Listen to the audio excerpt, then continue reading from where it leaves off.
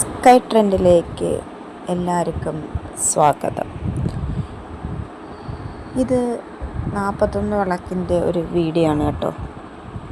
അപ്പോൾ ഇത് നമ്മുടെ പ്രധാനമായിട്ടും ഇങ്ങനൊരു വീഡിയോ ഇടാനുള്ള കാരണം എന്ന് പറയുന്നത് നമ്മുടെ ഗുളികൻ തെയ്യം, അതായത് നമ്മുടെ കൊല്ലത്തും ഗുളികൻ തെയ്യം വന്നിരിക്കുന്നു. അപ്പോൾ അത് നിങ്ങളിലേക്കും എത്തിക്കാനായിട്ടാണ് ഇങ്ങനൊരു വീഡിയോ ഞാൻ ഇടുന്നത്. അപ്പോൾ വന്നിരിക്കുന്ന തെയ്യത്തിൻ്റെ പേരെന്ന് പറയുന്നത് ഗുളികൻ തെയ്യം അഥവാ കുളികൻ തെയ്യം എന്നാണ് പറയുന്നത്. ഉത്തര മലബാറിൽ, പ്രത്യേകിച്ച് നോർത്ത് മലബാർ പ്രദേശങ്ങളിൽ നടത്തപ്പെടുന്ന ഒരു പ്രസിദ്ധ തെയ്യമാണ് കേട്ടോ. ഇത് ശനി ഗ്രഹത്തോടും യമധർമ്മനുമായി ബന്ധപ്പെട്ട ദേവതാരൂപമായും കണക്കാക്കപ്പെടുന്നുണ്ട്. ഇതിൻ്റെ ഒരു പ്രത്യേകത എന്ന് പറയുന്നത് രൂപം എന്ന് പറയുന്നത് കറുപ്പ്, ചുവപ്പ് നിറങ്ങളും കൂടുതലായി ഉപയോഗിക്കപ്പെടുന്നു. മുഖഭൂഷണം ഭയങ്കര ശക്തിയേറിയതൊക്കെയാണ് കേട്ടോ.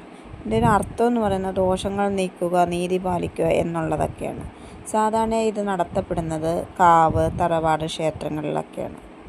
പിന്നെ ഇതിൻ്റെ ഒരു വിശ്വാസം എന്ന് പറയുന്നത് ഗുളികൻ തെയ്യം കണ്ട് പ്രാർത്ഥിച്ചാൽ ശനിദോഷങ്ങൾ കുറയും എന്നൊരു വിശ്വാസമുണ്ട്. ഗുളികൻ തെയ്യം പ്രധാനമായിട്ടും ഉത്തര മലബാറിലെ ശക്തമായ ദൈവരൂപങ്ങളിൽ ഒന്നാണ്. ഇത് സാധാരണ തെയ്യങ്ങളിൽ നിന്ന് കുറച്ച് വ്യത്യസ്തത ഉള്ളതാണ്. ഉത്ഭവവും ദൈവ സ്വഭാവവും എന്നൊക്കെ പറയുന്ന ഗുളികൻ ശനി ഗ്രഹത്തിൻ്റെ പുത്രനാണെന്നാണ് വിശ്വാസം. ചില കഥകളിൽ യമൻ ദേവൻ്റെ അനുരചനയായി ചിത്രീകരിക്കുന്നുണ്ട്. നീതി നടപ്പാക്കുന്ന ദൈവം, തെറ്റ് ചെയ്തവരെ ശിക്ഷിക്കുന്ന ശക്തി എന്ന നിലയിലൊക്കെ ഇത് കാണപ്പെടുന്നുണ്ട്.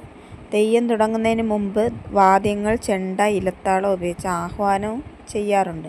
പുലർച്ചെ രാത്രിയോ ആണ് ഇത് സാധാരണയായിട്ട് അരങ്ങേറുന്നത്. പ്രധാന മേഖലകളെന്ന് പറയുന്നത് കണ്ണൂർ, കാസർഗോഡ്, പയ്യന്നൂരാണ്. ഗുളികൻ തെയ്യത്തിൻ്റെ ഒരു കഥയെന്ന് പറയുന്ന കാലപ്പഴക്കം ചെന്നപ്പോൾ ലോകത്തിൽ അനീതിയും പാപവും വർദ്ധിച്ചു. അപ്പോൾ ധർമ്മം നിലനിർത്താൻ വേണ്ടി യമദേവൻ തൻ്റെ ശക്തിയിൽ നിന്നൊരു രൂപം സൃഷ്ടിച്ചു. അതാണ് ഗുളികൻ എന്നാണ് പറയപ്പെടുന്നത്. അപ്പം ഇതൊക്കെയാണ് ചെറിയ ഒരു വിജ്ഞാനപ്രദമായ അറിവ് ഇതിൻ്റെ എന്ന് പറയുന്നത്. ബാക്കി നമുക്ക് വീഡിയോ കണ്ട് മനസ്സിലാക്കാം.